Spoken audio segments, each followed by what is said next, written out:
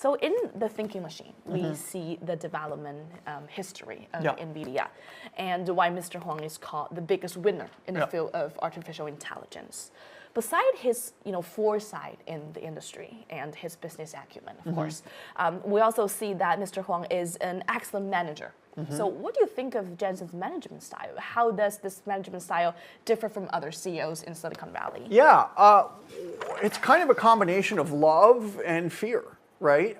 He really loves his employees, and he almost never lets anyone go. Even when a division is underperforming and he has to shutter it, he'll move those employees to somewhere else within the company. He really doesn't want to kind of like ever fire anyone, honestly. He'll demote you for underperformance, but he wants you to feel close. He wants you to feel loved, and he wants there to be very low turnover in NVIDIA. And in fact, there is. People work there for decades. Right. Some people, their kids go to work there. Wow. But the other aspect of that is that many of his employees are a little afraid of him. Okay. Because he can be very temperamental. He can get quite angry. And he can yell at them, and he will yell at them. Wow. In fact, everyone I talked to at NVIDIA could tell me a story both of a time where they were totally terrified of him, and he was screaming at them, and of a time where they felt so loved by him and so grateful toward him. Both. Oh, wow. And so the other thing, so those are two, it's kind of like almost like a religious leader, or kind of like, there's almost like a cult leader aspect to it. But the other thing about them is that, especially the people who've worked there for more than 5 or 6 years, they're all incredibly rich. They'll have so much money. Wow. And they have so much money because he kept saying things to them, and then all of those things came true. Okay. So he was like a prophet. He was like a fortune. He was going to see the future. And so now they all just worship him. They would follow him anywhere now. I mean, they would die for him, I think. So he has created around him these people who are incredibly loyal to him, both by being extremely nice to them, sometimes by riding them very hard, by screaming at them. And then the third thing is he's made them all just some of them are so wealthy. It's almost unbelievable. Wow, that's really cool. Yeah. I was watching Jensen's interview this morning, actually. One thing he shared really touched me. He said that, the management style of NVIDIA is pretty flat. Yes. And then as a manager, Jensen said, a manager should receive the most amount of direct reports and do less amount of management. Yes. And then he created this organization to make people fulfill their dreams and carry out their life missions in NVIDIA. And I was like so touched by that. Yeah. So can you tell us about NVIDIA's flat organization and how that was like? Yeah, so Jensen doesn't really believe that there should be anyone who's like a second in command. He has almost 60 people answering directly to him. Right. And then he has everyone in the organization, 30,000 people now plus, send him an email at the end of each work week telling them what they're working on that week, the 5 most important things that they're working on that week. And then he kind of randomly samples from these emails late into the night, kind of to take the pulse of even the kind of like front line of the organization. Often he'll have meetings, he'll invite in like college interns or people who are like 21, 22 years old, and he'll talk to them as if they were senior managers at the company with the same level of organization. For Jensen, I think he has to be on the front line.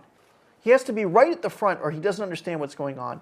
He doesn't want there to be layers of bureaucracy and management that prevent him from understanding what's going on with his company. And in particular, I think he needs to know what even he needs to know that like the person who's like the very lowest of the company doesn't feel like they're wasting their time on stupid projects or getting stuck in some kind of like bureaucratic hurdle or something. So in fact, I heard a story, this is a little bit in the book, but he used to have his office on the 3rd floor of the company before they built their new headquarters, and he would kind of walk by the finance and marketing sections, and he would just stop at their desks and just start asking them questions. Wow. And they would That's get nice and terrifying. They would get so scared that ultimately they had to move his office. Right, yes. Yeah. But that just shows the flat organization. Absolutely flat, and in some ways they will pull, if someone has a good idea, they will pull that person and have them run the whole product. They won't take it away from them and give it to a senior manager. Wow. That's fascinating. Yeah. Okay, next question is very important, and a lot of audience want to know, and they actually help me to ask some follow-up question of my question, which I'm really appreciative of everybody. So I'm gonna, tell them what I'm gonna ask first. Okay. So my original question is that, in the Thinking Machine, we read a lot about the intersections between Jensen and Elon Musk. Yes. So, and you also listed their similarity and differences in the book, which I really love that list.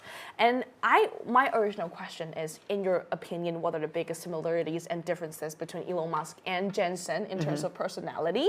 Yeah. And who do you admire more? Okay. And, I want you to share this a bit with our audience. But Sure. the thing is, I don't know if you know that, like in our Tears Publishing, we also have another book that's Yes, written by Sam Altman. Yes. Yes, and that's written by a Chinese journalist. Okay. And then, we have a lot of fans of this book, and Okay, great. they are here today asking, we want Mr. Witt to talk about the differences between Sam Altman and Jensen. Okay. So I just why not, just ask these questions and then just ask Sam Altman in it, and you compare the three of them. Okay, so the thing that all of these guys kind of have in common, well, first of all, they're extraordinarily bright, right? They're really intelligent, and they can learn new things exceptionally quickly. You can't imagine how fast these guys learn new stuff. Right.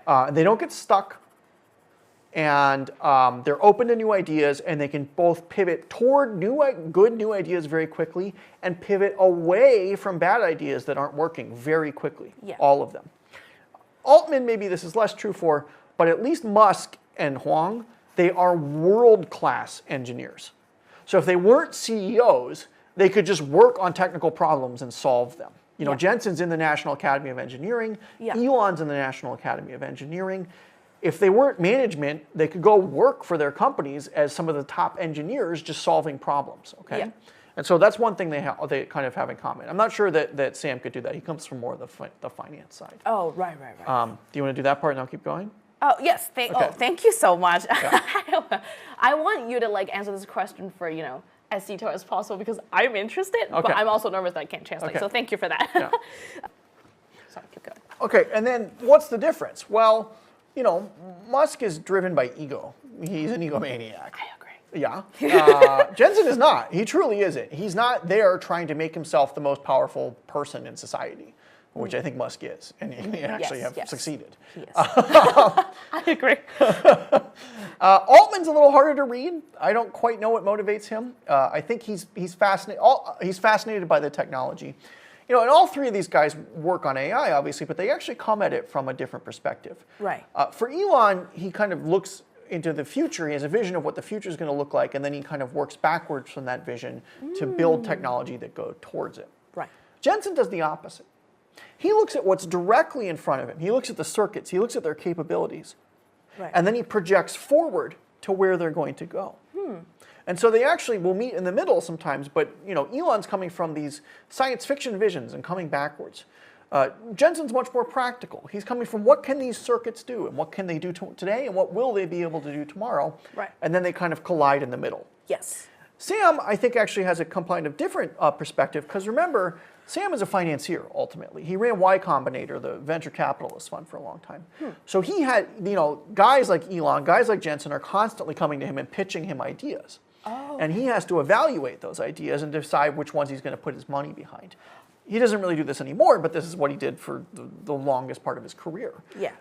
And so he's kind of got the more, all right, where's the money going to go? Where's the money going to flow? And how's that going to make this stuff work? He's probably more of a businessman than Elon or Jensen. Not that they're all great businessmen, obviously. Yeah. But he probably has a more kind of classical, traditional business background. Right. To some extent, neither Elon nor Jensen really thinks like a businessman. Yeah. They think like engineers. Oh, right. They break things down into kind of like technical concepts and then seek to leverage those concepts to maximal effect. But neither one of them went to business school. And neither of them really has like a business background. They have traditional engineering backgrounds. And I think this is something that kind of is different.